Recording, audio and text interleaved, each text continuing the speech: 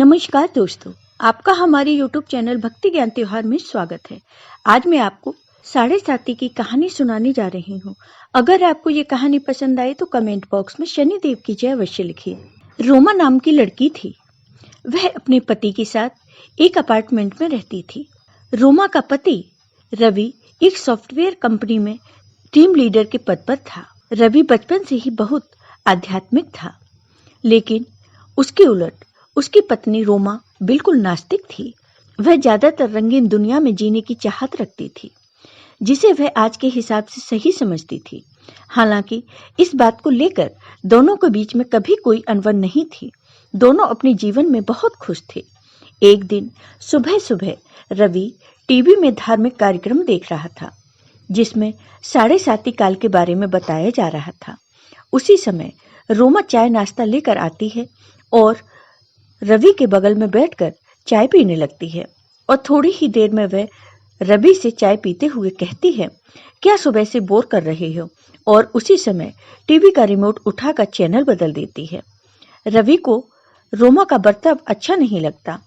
वह रोमा से कहता है, क्या तुम साढ़े साती की महादशा के बारे में कुछ जानती हो? जो तुमने उसे बकवास समझ लिया। धर्म की बातें समझने के लिए आस्था लगती है, लेकिन तुम तो बिल्कुल नास्तिक हो। लेकिन तुम्हें किसी और की भावनाओं को तकलीफ देने का हक नहीं है। रोमा को रवि की बात से ग्लानि महसूस होती है और वह रवि से माफी मांगते हुए वहीं शनि भगवान का कार्यक्रम टीवी में दोबारा लगा देती है। रवि रोमा को बहुत प्यार करता था। वह मुस्कुराते हुए कहता है, अरे कोई बात नहीं, चलो आज शनि मंदिर चलते हैं। वैसे रोमा को मंदिर जाने में कोई दिलचस्पी नहीं है, लेकिन वह रवि का दिल रखने के लिए मंदिर जाने को तैयार हो जाती है। दोनों एक साथ मंदिर पहुंच जाते हैं। मंदिर के आसपास बहुत सी छोटी छोटी दुकानें लगी होती हैं। दुकानों में भक्त अपनी अपनी पसंद की चीजें खरीद रहे होते हैं। रवि प्रसाद खरीदकर मंदिर की तरफ चलने लगता है। वहीं सीढ़ियों पर एक बाबा काले कपड़े पहने बैठे हुए थे। रवि उनके कटोरे में कुछ पैसे डाल देता है और रोमा के साथ मंदिर में चला जाता है। मंदिर में शनि भगवान के दर्शन करने के बाद पुजारी से प्रसाद लेकर दोनों सीढ़ियों से नीचे उतरने लगते हैं और जैसे ही वह नीचे आते हैं, वही बाबा रोमा को देखकर कहते हैं, बेटी अपना ध्यान रखना। रोमा बाबा को प्रणाम करके रवि के साथ घर आ जाती है। दरअसल बाबा बहुत तेजस्वी थे। उन्होंने रोमा को देखते ही महसूस कर लिया था कि उनके ऊपर शनि की दृष्टि पड़ चुकी है, जिससे उनका साढ़े साती शुरू हो चुका है और उसके जीवन में संकट के बादल घिर गए हैं। रोमा के घर पहुंचते ही उसके सिर में दर्द होने लगता है। रोमा रवि से कहती है, आप थोड़ा मेरे लिए चाय बना लीजिए, मेरे सर में बहुत दर्द है। रवि रोमा के लिए चाय बनाकर ले आता है। रवि को ऑफिस जाना होता है, इसलिए वह तैयार होकर जल्दी निकल जाता है। रोमा घर के काम खत्म करके दोपहर को सो जाती है। शाम को रवि अपने ऑफिस से घर आता है। रोमा तब तक सो रही होती है। रवि काफी देर तक दरवाजा खटखटाता है, लेकिन रोमा गहरी नींद में थी। उसी दरवाजे में किसी की आहट सुनाई नहीं दे रही थी। रवि रोमा को फोन लगाता है।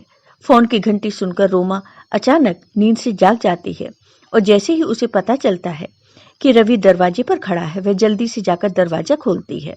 रवि रोमा से प्यार से पूछता है, क्या कर रही थी? इतना टाइम क्यों लग गया?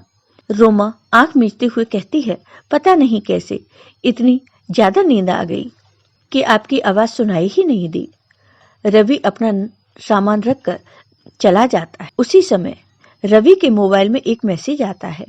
रोमा की नजर अचानक मोबाइल पर पड़ती है। उसमें दिल के निशान के साथ प्यार भरा संदेश दिखाई देता है। वह देखते ही रोमा के रोम रोम में आग लग जाती है, क्योंकि वह अपने पति से बहुत प्यार करती थी और यदि वह बेवफा निकले तो उसे बर्दाश्त नहीं होगा। रोमा की आंखों से आंसू निकल आते हैं। उसी समय रवि बाथरूम से बाहर निकल आता है। रोमा तुरंत उसका फोन रख देती है और अपने आप को काबू में करके अपने कमरे में चली जाती है। वह सोच रही थी कि अगर रवि उसे खुद इस मैसेज के बारे में बताएगा तो ठीक है, नहीं तो वह इसके बारे में कभी बात नहीं करेगी और उसकी जिंदगी से हट जाएगी। दोनों के प्यार को ग्रहण लग चुका था। साढ़े साती काल ने रोमा को अपनी गिरफ्त में ले लिया था। रोमा का स्वभाव बदलने लगा था। वह अपने पति पर शक करने लगती है, जिसके चलते उसके रिश्ते में दरार आ जाती है। कुछ दिनों के अंदर दोनों के बीच में झगड़े होने प्रारंभ हो जाते हैं। रवि रोमा को समझाने की बहुत कोशिश करता है, लेकिन रोमा के दिमाग में वही मैसेज घूम रहा होता है। वह रवि की किसी भी बात पर भरोसा नहीं कर पा रही थी। रवि रोमा को खुश करने के लिए उससे कहता है, चलो मंदिर चलते हैं और वहीं से बाजार घूमने चलेंगे। आज कुछ कपड़े खरीदते हैं। लेकिन रोमा गुस्से में वहां से उठकर चली जाती है। रवि अकेले ही मंदिर चल देता है।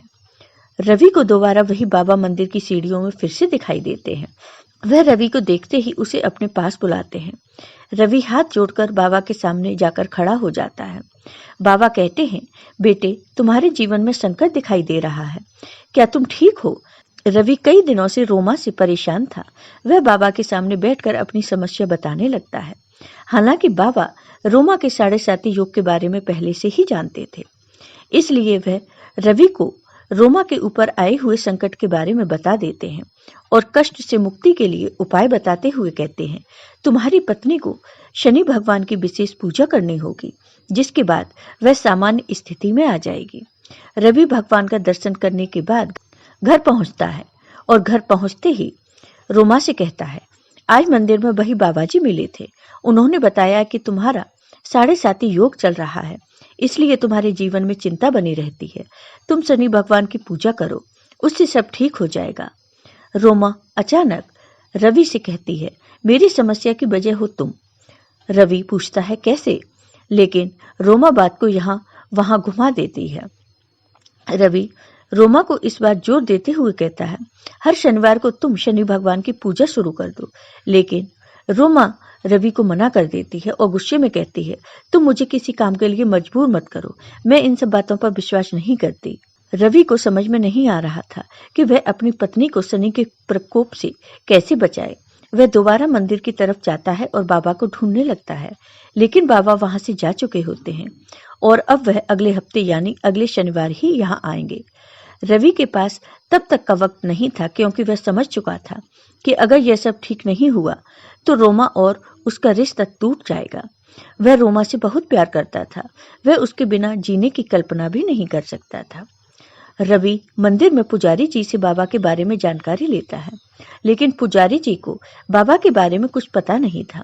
वह कहते हैं, बेटा, मैं यहाँ सुबह से आता हूँ, लेकिन मैंने आज तक किसी बाबा को सीढ़ियों पर बैठे नहीं देखा।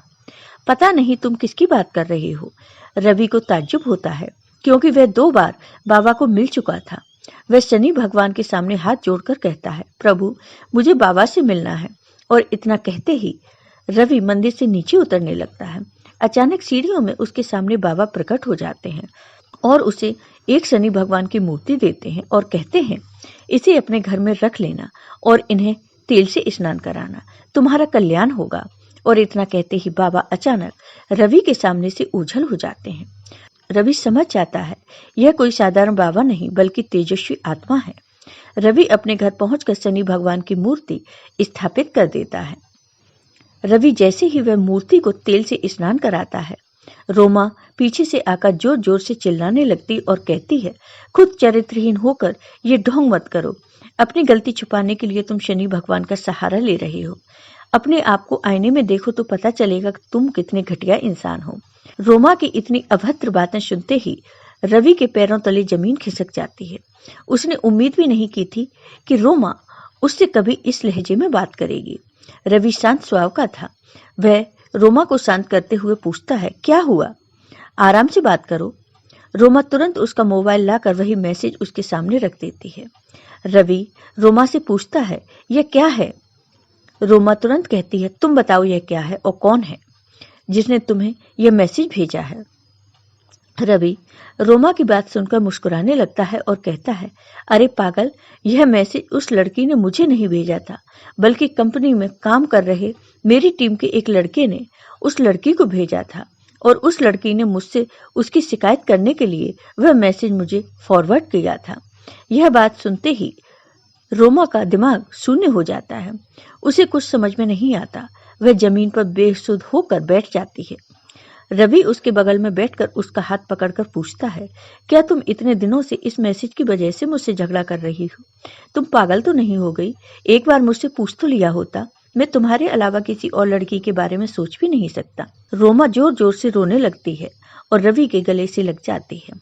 अनजाने में ही सही, लेकिन शनि भगवान की कृपा से रोमा को 7.5 योग से छुटकारा मिल जाता है।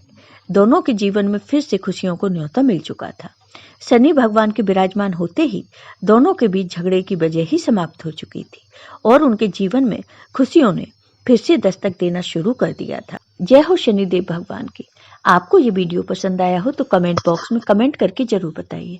साथ ही मेरे वीडियो को ज्यादा से ज्यादा शेयर करिए। धन्यवाद दोस्तों।